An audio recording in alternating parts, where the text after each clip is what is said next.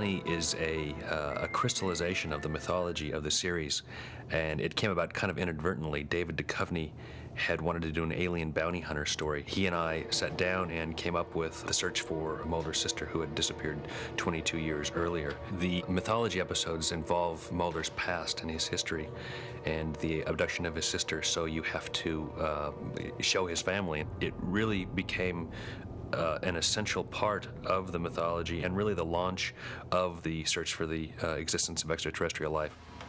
The alien has this high-tech ice pick, which he uses to pierce the base of the neck of other aliens. This is the way to kill them. When we needed a sound for it, when it comes out of its sheath, we had described it as sounding like alien technology. So the sound effects editors, went hard to work on that and came up with, I think, a combination of 17 different sounds that they combined together, and it ended up sounding quite unlike anything that would come from a tiny little weapon like that. And so we kept saying to them, no, it can't sound like that. It's got to sound more like this. And we'd make a noise like and they'd say, more like that, huh? And so they'd go back to the drawing board. Nothing seemed to work. And finally, Paul Rabwin went to a microphone and recorded himself making that noise.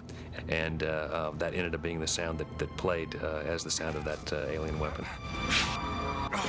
But I'd always wanted to do in the series a scene where Scully is on the phone talking to Mulder, and he arrives at the door. I got your message. Where have you been?